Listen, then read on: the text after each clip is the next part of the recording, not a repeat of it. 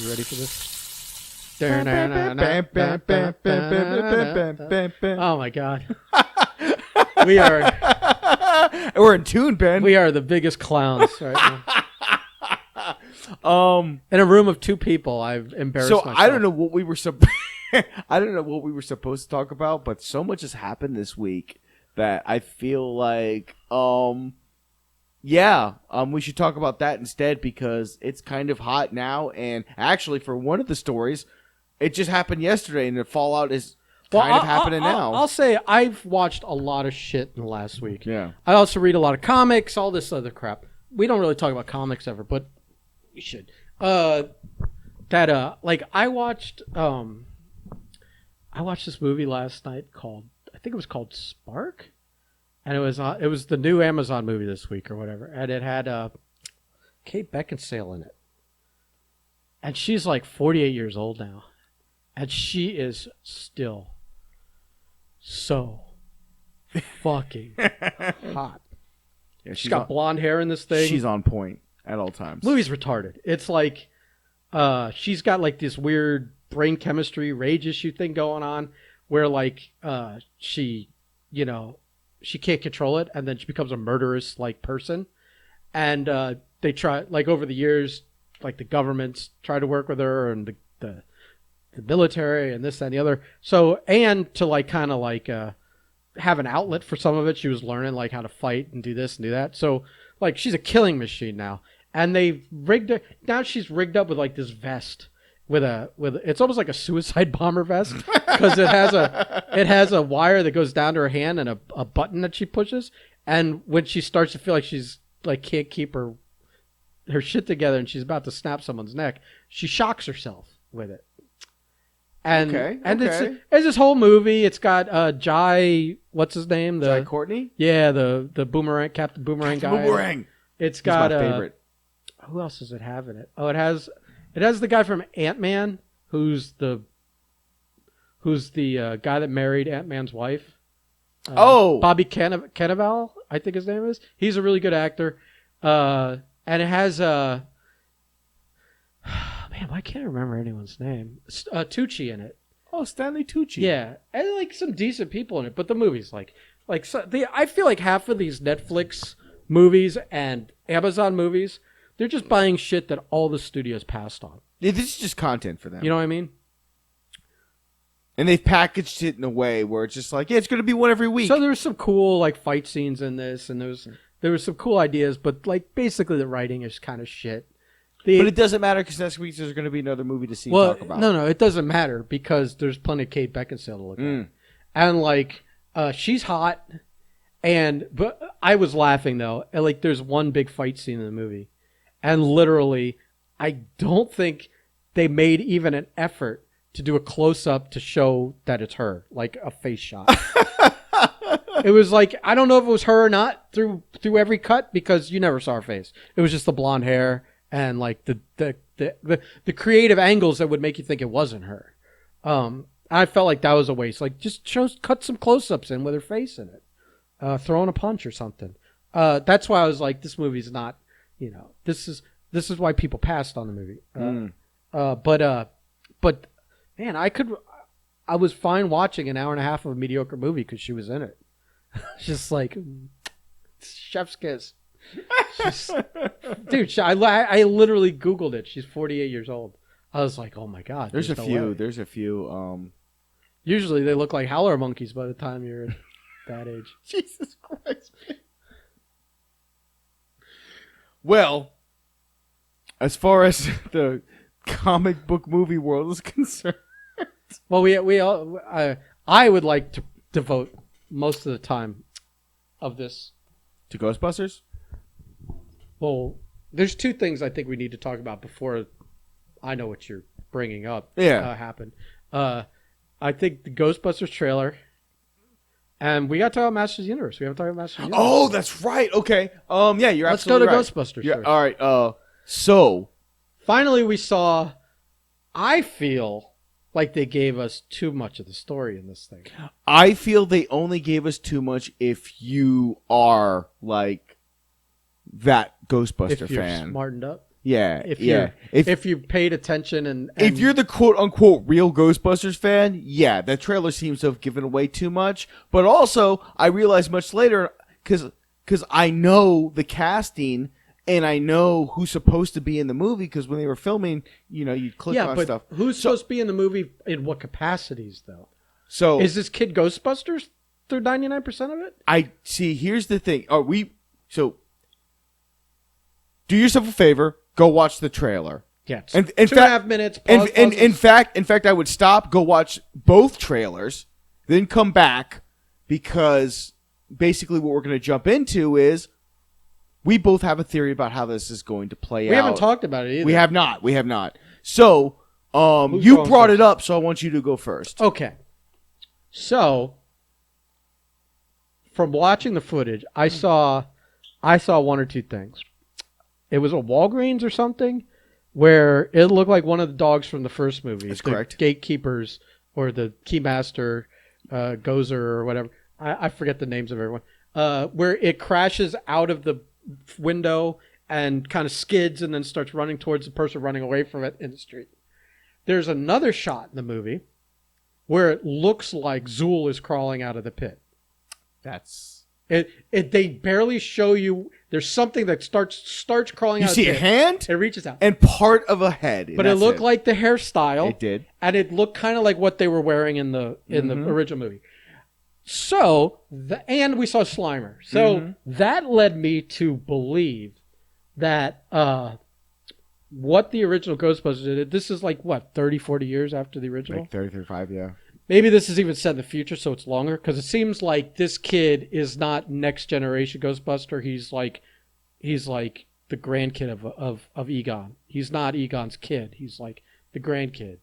The grandchildren. That what I think it is that they buried the containment unit out in the middle of nowhere by this building. And now it's leaking and exploding. And now they're dealing with it all coming out. So we're on the same fucking page. Yeah. Okay. I mean, it's like almost like he bought that old house there. He put all the equipment there and whatever, and he buried the thing like nuclear waste almost. In the middle of nowhere, so that if anything bad happens, it's not affecting people. And now it's kind of cracked open. It's the big thing's opening up. The thing's opening up in the sky. And we saw the dog. We think we saw Zool. It's Zool's or is it Gozer? I think Gozer is the main. Gozer's the main. Okay. Zool's one of the dogs. Okay, so we saw Zool or the other one. Yeah. We think we saw Gozer. We know we saw Slimer, which would have been in that container. Because you saw the temple of Gozer inside. Was it? Yeah. See, I saw like a statue thing, but I paused it, but I didn't have enough of a memory of the original Ghostbusters to know whether that was a recreation of something. So I looked up a video that does do the tiny details you may have missed in the trailer, and I saw all the details, but I wanted them kind of like to pause it, Shandor, and it's the cult of Shandor in the first movie that I don't remember that tries to bring up. So my thought is, after what happened in the first movie, Egon was definitely like, we can never have the containment unit situation ever happen again. And then like we lose power or something happens. Because after the whole Peck thing, it was it's much better if this sometime down the road, kick the can down the road. If we ever have a containment issue again, it doesn't happen in New York City. It's in an unpopulated area or a sparsely. So he definitely area. takes it someplace that no one will ever fuck with it. You know? Well, no one knows it's there. So no one's fucking with it. But then, like I said, I think it's like it cracks. Well, okay, so this is the only place, unless someone accidentally. This is the only place where our theories differ. Is I think the kids not knowing accidentally may open it. Because they don't know. Maybe. Because the whole point of the trailers is... I don't like the idea. It bothers me about, like, with that fucking bad Fantastic Four movie, the first one, where everything you're dealing with is a mess you created. I'm not a fan of that. Where it's like, the whole movie, they're heroes because they cleaned up the mess they made. I hate that. But it kind of makes sense in this context, I think. I think it would also make sense if it just either over time or like they're fracking. There's fracking out in the middle of nowhere, and it created this thing. There's reasons. No, that we don't know yet. We don't know what activates the containment unit. Anyway, I think what happens is they start to realize who Egon was, and they reach out to Ray Stantz, who probably turns them down. Well, he's running an occult bookstore, which he was running in Ghostbusters 2. Yeah. So it's the same occult bookstore. So Ghostbusters 2. I'd love if they're not giving us Ghostbusters 2 stuff also. Like if we're going to see some of the goo, or if we're going to see the what's his name, the Carpathian. Yeah, I think it's from the fucking the painting. This is structured in a way where it's definitely a lot of callbacks because it's made for the fans. Well, and I understand, but the how we get there, of course, we don't know. They're just trailers. But I have a theory. I have a theory that once Ray hears about what happened, it's kind of like fuck, we gotta get the band back together. Not get the band back together because there's only.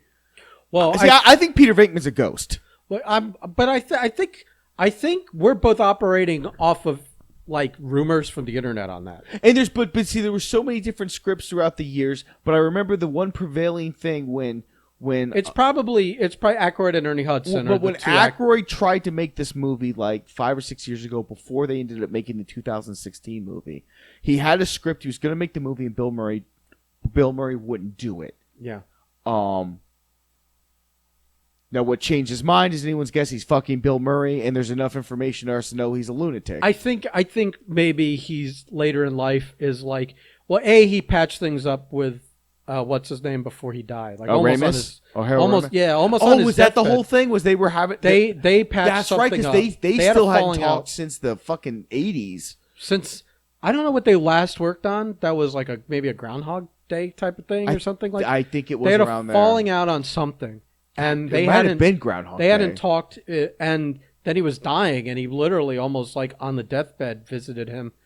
See, I'm probably all wrong, but from what I remember from I don't know what reading on the internet or something was that like he went and patched things up with him while he was dying or something, and now it's like kind of like if these guys really need me to show up for 3 days of work in a Ghostbusters.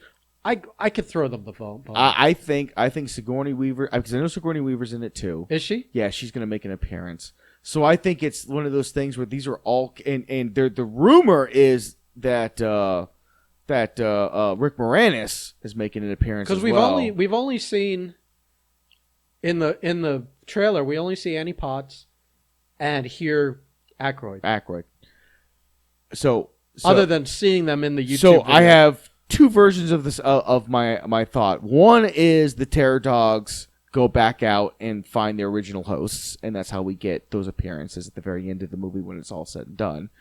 That probably is not. I feel like they're all either in the containment unit, or I think the two new human hosts for the Terror Dogs is going to end up being fucking Ant-Man and Jenna Elfman, the mom. That's not Jenna Elfman.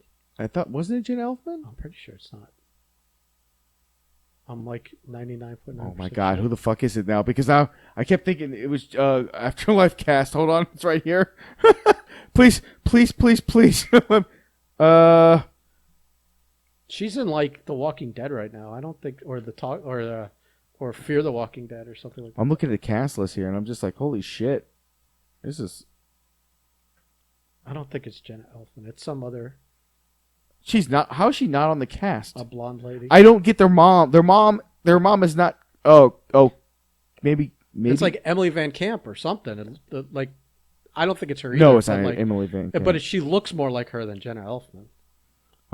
There we go. Cast. Okay, here we go. I don't know what the fuck. It might be Carrie Coon. That sounds right. Like Carrie Coon? Kuhn or something like that? Yeah. No, it's all C's. All C's. I'm looking interested. There's the Paul Rudd, no Rick Moranis. So maybe not. Maybe he's a secret. Who the fuck knows? No, she's in the. But trailers. I think that maybe they may do Terror Dogs. It's not Jenna. But I think it's going to end up being like you're going to get they're probably going to do one of the things where maybe they've kept Peter human, and kept him alive. Kept him alive. So you've got Peter. You know, in the beginning of the when they do the Ray, Peter, and then you can have the Harold Ramis, the Egon in the back, or maybe he's a ghost. I was thinking about that. You can't because he's not. I don't know. I'm not a fan of like. I know you're not a fan of that, but they already they would just be mimicking from the fucking movie, so they could just take that audio and already do it. It's the whole family. It's the right. Just have the kid say it this time.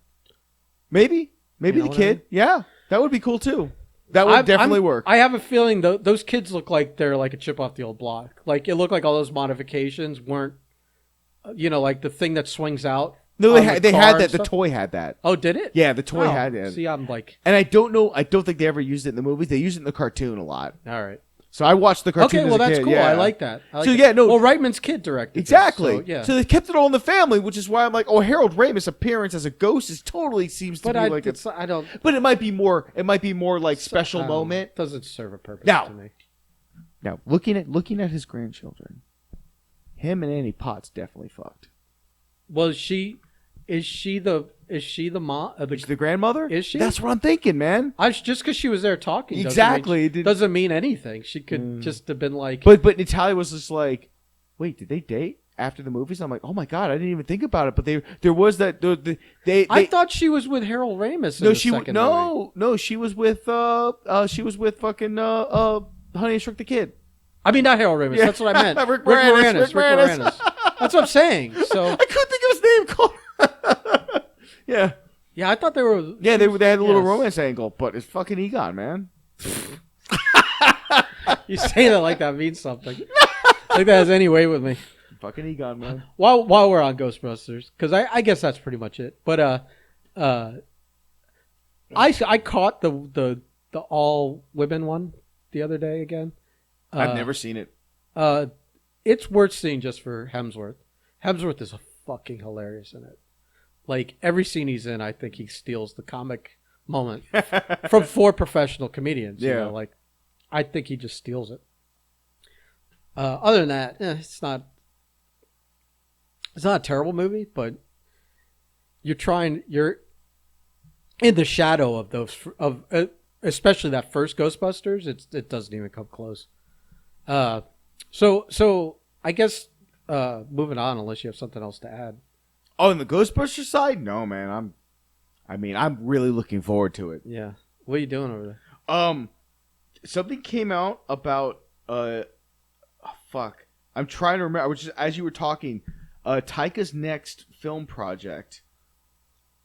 He was doing an animated. Fuck. Why are we looking this up now? Hold on. This is no, because I remember. You're killing me without Googling. This is why we don't fact check stuff. Okay.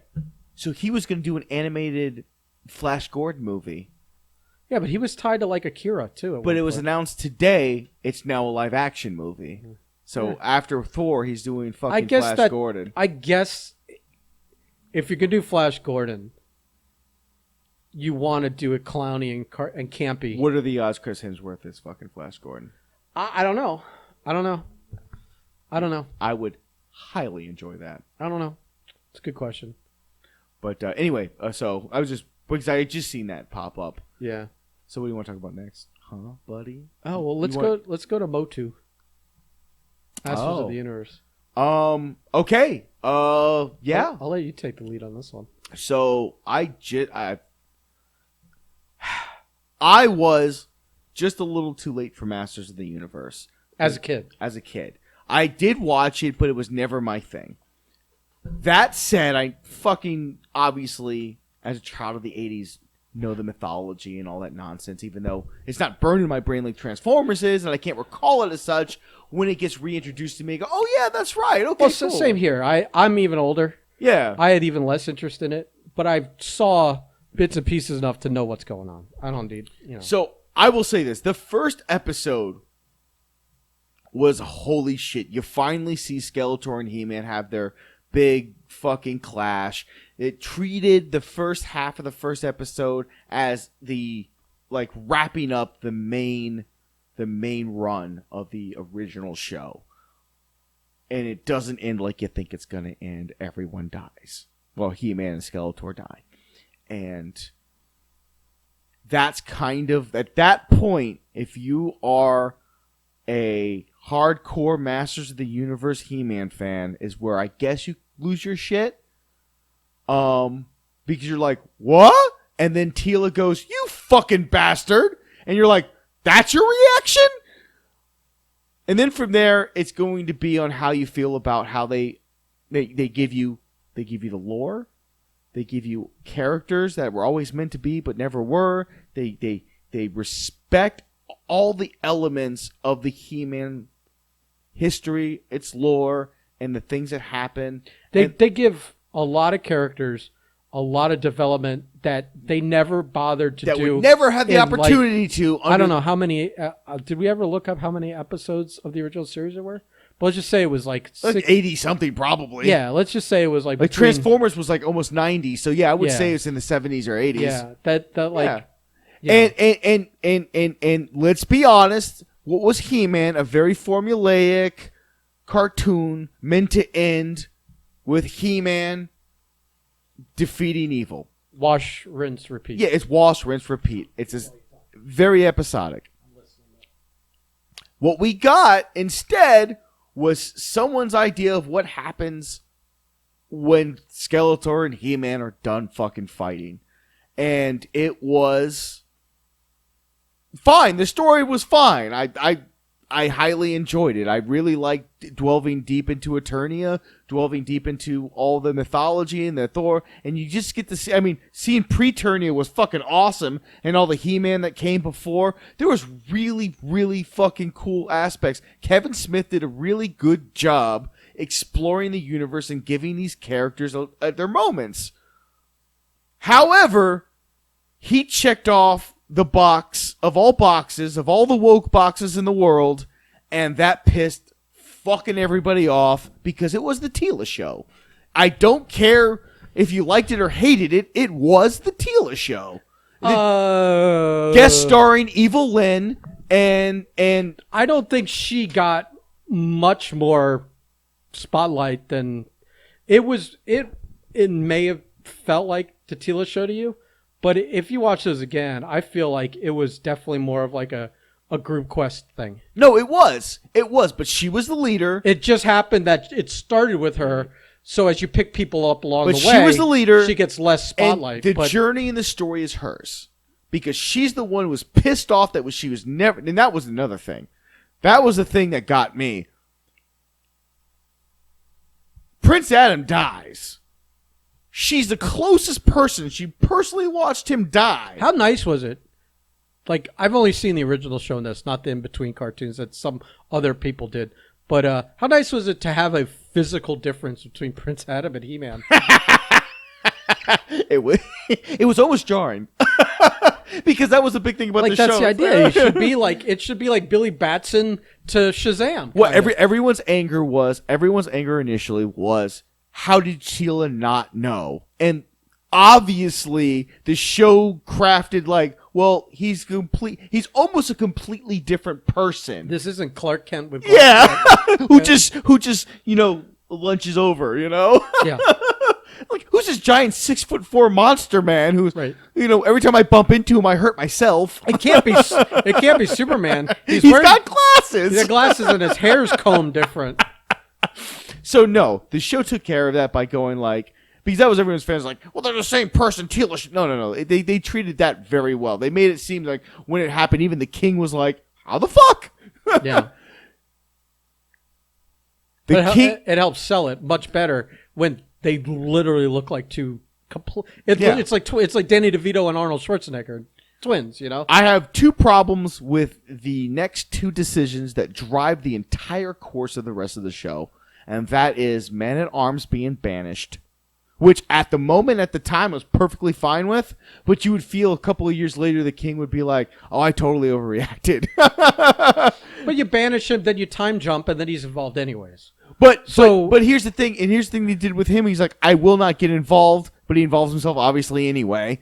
And his story was very awkwardly handled to where, like, at the very beginning when they approached him, they tried to pull the thing where it's like, oh, I'm going to join you, but I'm not. Or I'm not going to join you, but I will. When it's just like, no, you had every motivation to want to reforge the sword and rewrite the wrongs that created your present situation. I feel like since seems to be broken up into like 5 episode arcs, and I don't know how many arcs we're going to get, but that maybe all these complaints or a lot of these complaints become irrelevant once we see the full We haven't seen the whole story. No. Right. That's for all the haters. I'm like, listen, I saw it. I understand completely. And had this just been the end of the season 1, I would have been like mad with you. But we have at least 5 or 6 more episodes to figure this out. So your hatred, man, like I get where you're coming from. It could be more. I don't know. Yeah, exactly. It could be 3 or 4 parts. We don't know. It's Kevin Smith. He either delivers like immediately. Sometimes, like Daredevil, takes a little while to get all the episodes out. He was infamous with his Black Cat comic. Oh, you're talking about comics? Yeah. Like Daredevil. Well, I'm just saying, like Kevin Smith has a thing with deadlines. So, I mean, but not when he makes films. You would assume all these episodes have already been completed. Not when he makes films and stuff. So, we get at least 5 or 6 more episodes. Like, calm your tits. We look like we're gonna get the holy shit. Prince Adam is now fucking laying bleeding on the ground. He doesn't look like the most, like the most up to fight guy. Normally without the fucking He-Man sword, and Skeletor is walking around Master of the Universe. He does not have the power. He does not have the power currently. So it's like, you would think that this is going to be his arc to come back. He can't go back to Preternia because he gave up that right to come back. And Sword of Power now resides among Mark Hamill. So what are you going to do? Yeah. So if the next 5 or 6 episodes is just Tila doing her thing and him in the background, I can't say shit. Fuck Kevin Smith. But I don't think that's the case. I think the case is... But this is called Masters of the Universe, not He-Man and the Masters of the Universe. Yeah, but nobody watching this show's watching for fucking Tila. You know that, Ben. I watched 3. Not 1, not 2, but 3 reviews. I'm not watching it for Tila, but I saw 5 really good episodes of Masters of the Universe. They were great. I liked them. And if the amount of He-Man was the same in the next 5, I'm still gonna fucking watch it because it was still good. It was still good product. They were good, but if people and this goes to the argument of like, thank God I didn't grow up watching this fucking original show originally married to that mythology. Yeah, but I'm also whether it's The Walking Dead or a gazillion other things, I don't want or a comic book movie adaptation of a fucking story. It's like, as long as you do a good job with the story you tell, why do I need a retelling of something I've already seen or read? Now, there's one argument made to the fans where I understand their anger. All this time, Masters of the Universe, I watched some of the show from 2000. It wasn't bad, but the world just wasn't ready for it. It actually wasn't bad. But and I can actually speak to this as a Transformer fan. And I have 6 Crash Fuck Michael Bay movies, a fucking Bumblebee movie, and a variety of cartoons, but I've never got what I want to see. And what I want to see is my characters from fucking G1 reappreciated with the animation of today. And I probably never will, and I'm fucking more than fine with that. There's enough for me to and if I want to get my fix, I go watch the movie, and I'm happy. It doesn't take a whole lot to keep me entertained as a fan. I'm looking forward to the new movie coming out with the Beast Wars and all that. Maybe it'll be good, maybe not. At least Michael Bay isn't directing it, so I'll be happy. But a lot of He-Man fans apparently really wanted to see He-Man and Skeletor for more than 5 fucking minutes do their thing, and the kind of that fucking, by the way, the Castlevania animation, oh my god, man.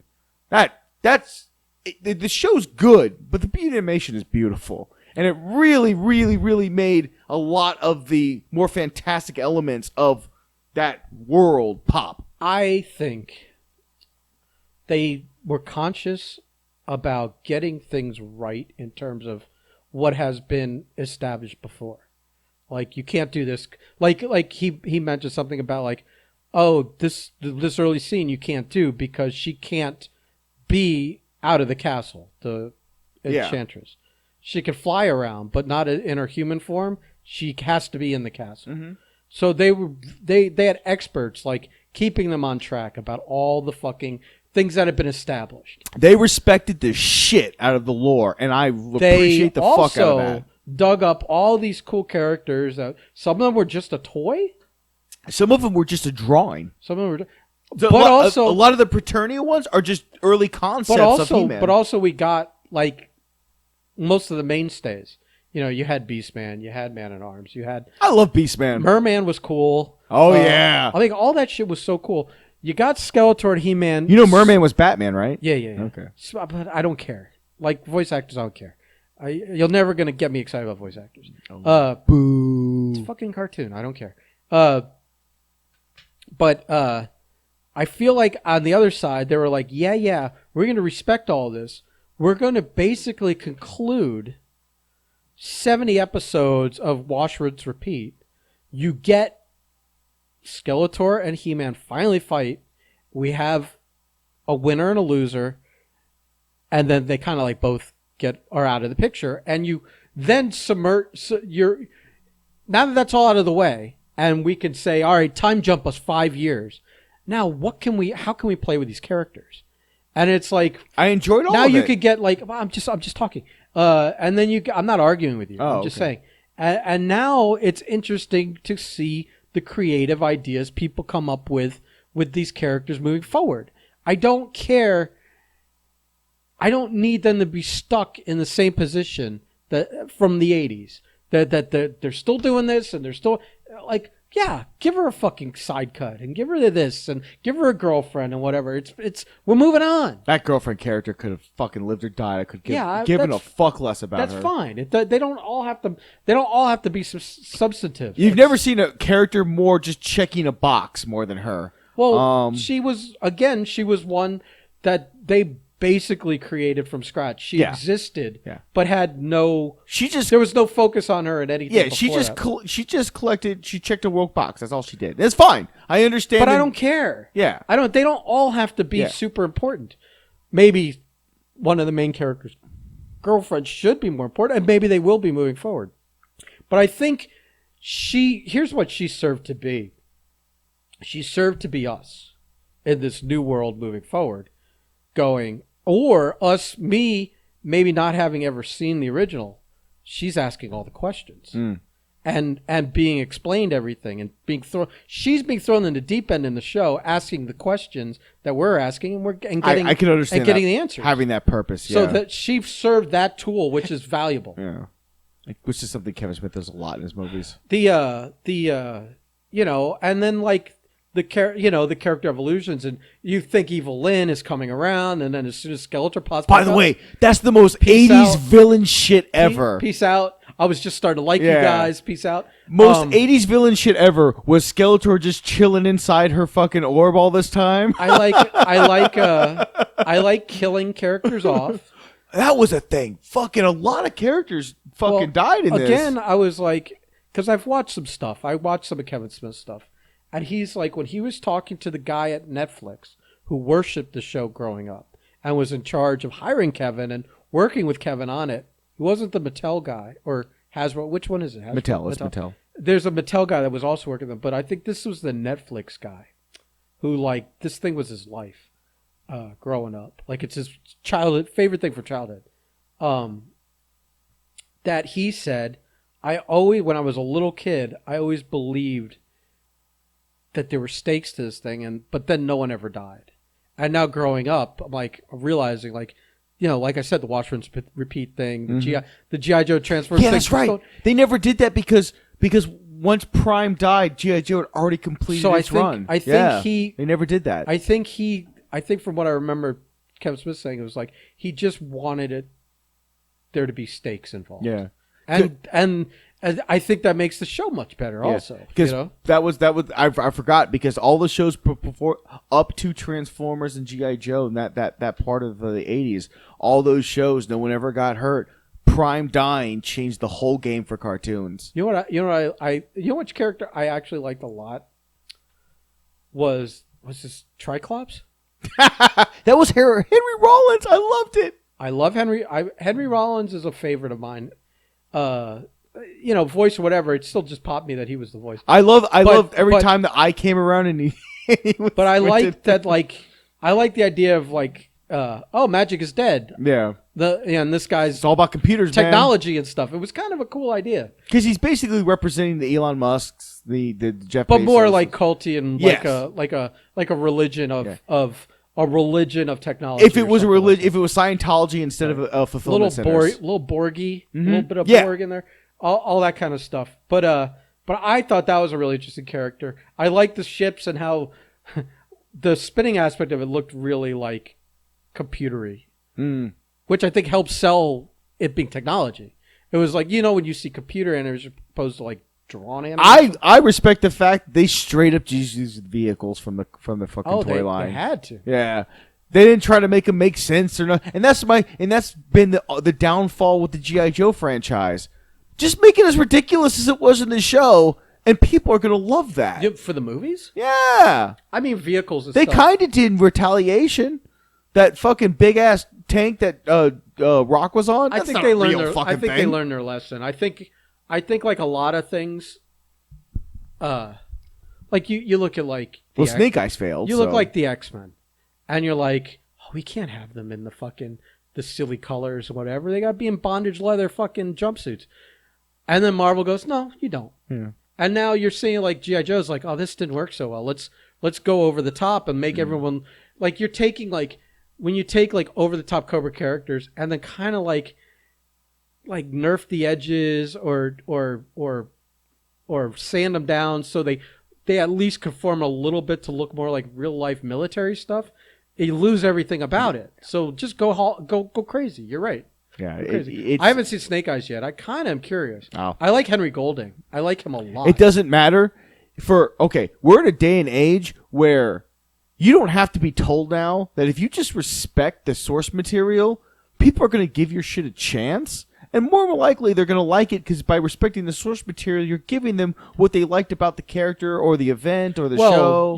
That'll at least ingratiate you with pre-existing fans. Absolutely no way. You need a good script to get everybody else. I'm not interested in Snake Eye at any level for several reasons, actually. Here we go. My first reason I'm not is Snake Eyes is like the fucking Batman of fucking G.I. Joe. I don't give a fuck about his origin story. I've seen it so many times. Don't want to see it again. Don't fucking care. Yeah, again, I'm about as unfamiliar with G.I. Joe as you can be. Second, they completely blew past the Snake Eyes character, and they're just like, we're just going to cast an Asian as Snake Eyes because that makes sense. Like, no, motherfucker, he's not an Asian, but okay, way to just woke cast your fucking character and give me no interest in the fucking, because it's not Snake Eyes, it's just a guy looks like Snake Eyes. Snake Eyes. Well, does it matter what the color is, or does it matter? Okay, hold on. Or does it matter how they were raised? Is it so much that he's not Asian from the area, or could he have been an Asian American and it's more about that character's an American, not a Ninja Clan raised Asian. Whole point of Snake Eyes in the original comic strip that Larry Hama wrote was the fact that he was like this 6'2", blue-eyed blonde guy, really blonde white dude that got that he was a war vet, and there's a whole backstory about him and Cobra Commander. We don't get into fucking backstory, but by the time he gets to Asia and he's training with the I never pronounce it right, the Arishakaj or whatever. Oh, who cares? Yeah, when he trains with them and he becomes one of them, the whole point is here's this dude that couldn't clearly look any more out of your window of who belongs in that society. And not only has he excelled, but he's gotten to the point where he's like, one of those guys. To me, I wouldn't care. And it's just the whole point. And then he's already mute because of now they did bring Scarlett in, so they got some of it right. Look, the new origin story I think in the movie is his father died mysteriously, and he goes around and he's like a bounty hunter or some shit until he gets pulled in by Storm Shadow. They just made some fucking Fast and the Furious shit up.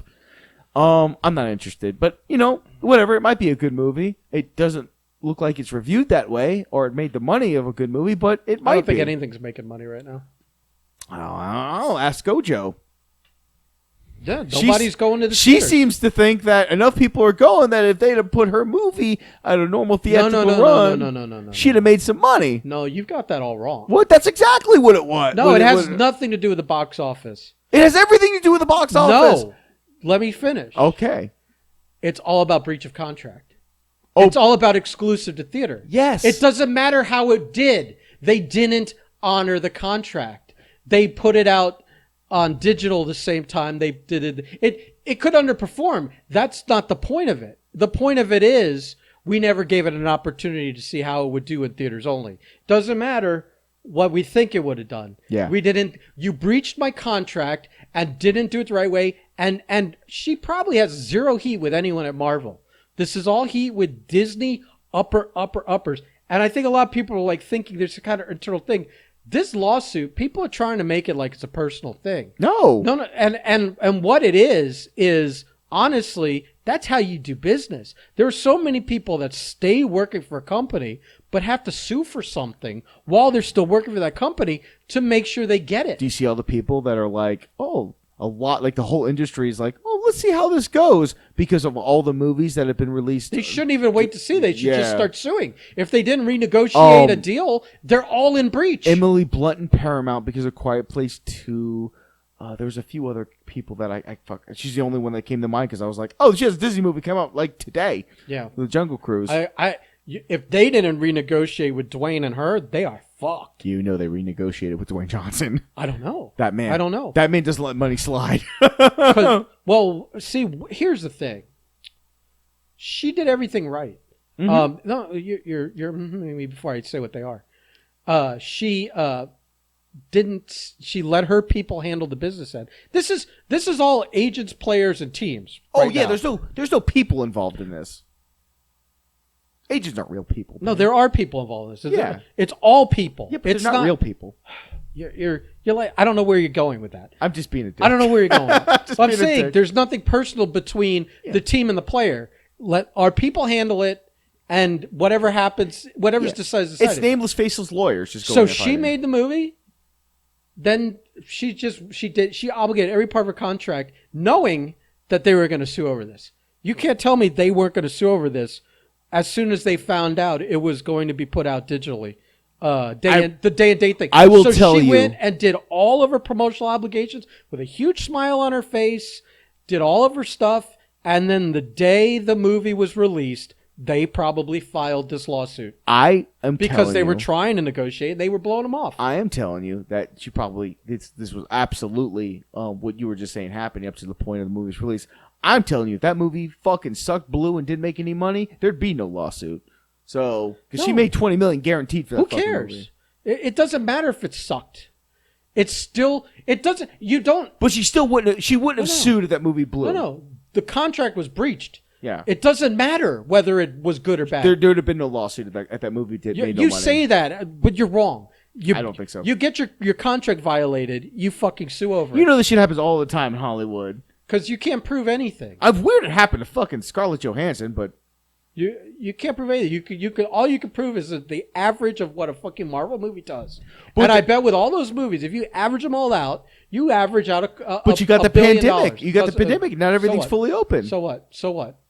It doesn't matter. You breached my contract. You breached my contract. I'm not saying you're wrong.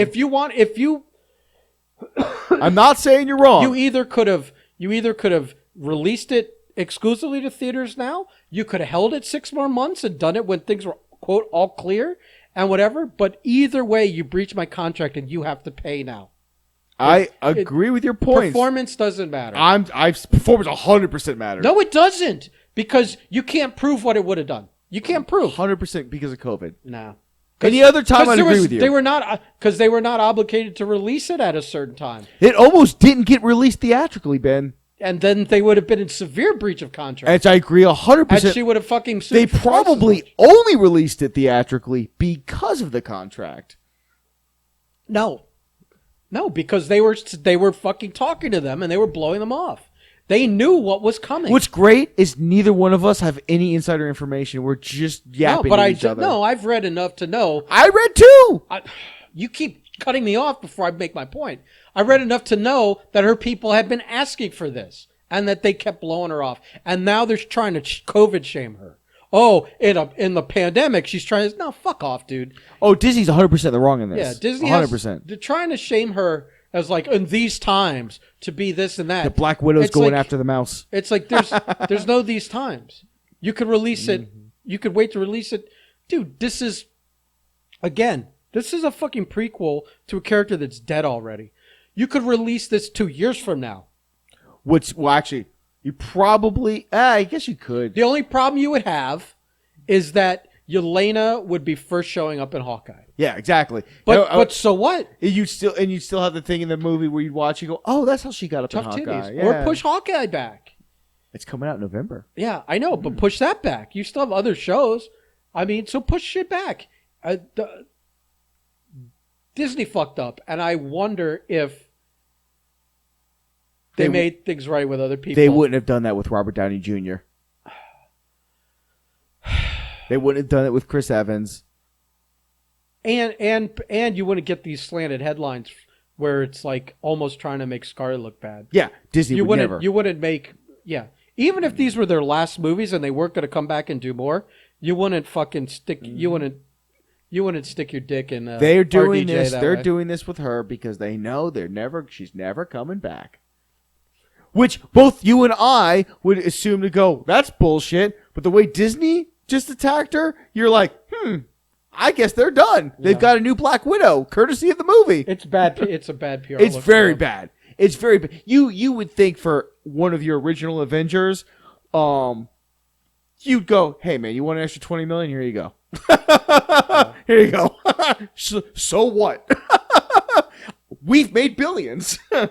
It's only, as far as I'm concerned, only Robert Downey Jr. really made out in all those Avenger movies. No, Paul Rudd's got huge. Oh, did he? Did the rest of them get it too? Paul Rudd's got monster deals. I wonder if they're saying Paul Rudd made a ridiculous amount compared to some of the other people on like Endgame and stuff. That's interesting. Yeah, like I mean, because I don't know what their deal is with him, but I think that he signed on so early on that they were more like offering a lot of back end, the muns, yes, and now he's really cashing in on those. I'm saying like maybe like a $40 million payday for like Endgame kind of deals. That's crazy. I mean, which would also make more sense why he wasn't in Infinity War. They didn't want to give him $80 million. It seems like a lot of money to realize that Robert Downey Jr. probably made over $100 million off Endgame. Maybe you would think they can't all be making $100 million because the movie only makes so much, you know. But yeah. I mean, I don't know. But yeah, she just she was very smart and kept her mouth shut. Let her just people, like a Black Widow would. Let her legal people talk to their legal people while this is all going on, hoping it gets resolved. But when it doesn't get resolved, being like, okay, let's do this promotion stuff, whatever. And the day it came out on digital, they probably filed the lawsuit because they didn't work something out with them. Why would it take so long to hear about it then? So long? It's been 2 weeks? Well, it's been longer than that. Since the movie came out? It's been like a month. No, 2 or 3 weeks. Time is meaningless to me right now because with everything going on, I didn't even realize it's the end of the month. Whatever it is, it's still pretty quick. I mean, it's not like we know of every legal filing that goes through the pipe. Someone has to be looking. I'm pretty sure her PR team wasn't like putting out a press release that they're suing Disney. I think someone just was looking through court filings and saw that. You don't knock on the fucking front door. You come in through the basement of the House of Mouse. Yeah, that's like trying to attack the Death Star. Yeah, so I don't know. That whole thing's a little ridiculous, and it's like I don't care whether the movie was gonna do well or not. You breached the contract, so you got to pay. You know? There may have been a lawsuit for breach of contract, but I think if the movie didn't do well, they would have just said, fuck it. That's what I think. But that's me. No, I would have. That's me. I think they would have sued either way. I'm the same person who watched Masters of the Universe, both really excited and towards episode 4 getting really fucking irritated with Tila. So, I have it, and I don't, I get both sides. So, I just really feel that, if I was going to... I don't know how we jump back to that. I don't know, man. I don't know. Or how that... We've been talking for fucking... Or that's that... We've been talking for like 2+ hours straight now, so... Not on this podcast. No, but we set aside today to get them all out of the way, so... Yeah, I don't know, man. I wish her the best, though. I want to see... I like to see people when they legally beat Mickey Mouse. But it's a very difficult game. This is tough. It's going to take a long time for this to all process. This is tough because you have to worry about all of the other people that you're working with.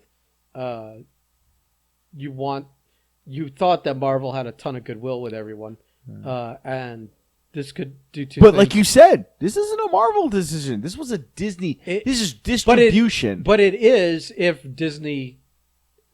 Marvel's under Disney, it's still going to make people take a pause before they commit to things. Only because of distribution. It doesn't matter what it's from. But all these other film studios that did the dual releases, they might be hit up by... a ton of them. How are these contracts structured? A lot of people are probably going to get really surprised in the next couple months. Yeah. Because if Scarlett Johansson defeats Disney at this, my God, it's going to rain from the sky. You don't even have to defeat them. I just imagine... if everybody all of a sudden just started suing the studios. Yeah. Not only are they going to have a gazillion lawsuits on their hands, oof. It's just a headache and a financial nightmare. Whether anyone, no reason to even wait and see. You would really. That's what gets me. What gets hit me? Them hard, man. What gets me? Is this like locally? We've got because the Wonder Woman crew they cut a deal with them, but that's because they heard ahead of time that they were going to do this. And fucking voice their complaints. But see, that's how you handle it. But that's a different company. But like locally, we have... Well, no, but Scarlett's people voiced their complaints and Disney blew them off. Well, like locally, we have the situation with Xavier Howard, the Miami Dolphins, where he just wants a few extra bucks and he'll shut his mouth and play football. Yeah. And they're like, no, fuck you. Well, he's like, I'm like the best cornerback in the league, and I'm the second highest paid cornerback on my fucking team. Yeah. No, so he... it's the same situation where it's just like, the better look is... And for like his situation, like an extra $3-4 million he's fighting over for this year. Yeah, the teams are like. Well, one of the things that they offered the Dolphins, like, listen, just take $4 million off the end of my contract and make it a guarantee for this season. The money's going to be spent anyway. I just want good faith that you appreciate what I do. And the Dolphins are like, fuck you, we'll trade you. I don't know if they're like, fuck you. Well, no, but it didn't happen. And the same situation here where it's like.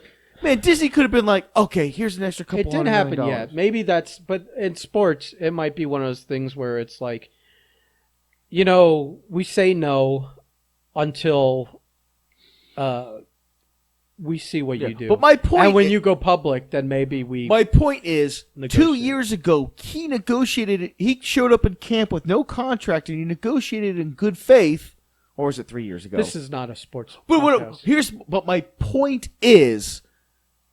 A person operates in good faith with an organization. They do really well. They make you a lot of money. They make you successful. They make people want your product more and buy your merchandise and pay attention to you. And at the end of the day, they go, hey, man, this is where the contract is. I need to get paid. And the organization goes... Hey, you did really good for us. Go fuck yourself.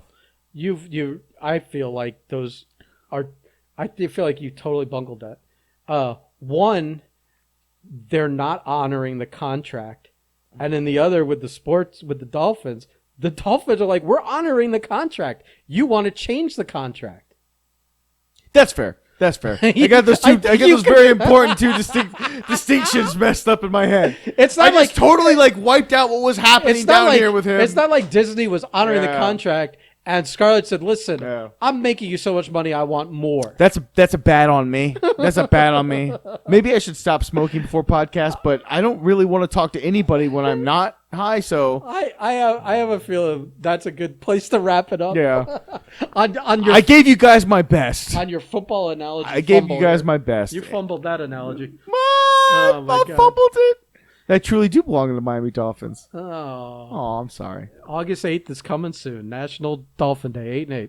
All right. All right, everybody. Thank you for listening.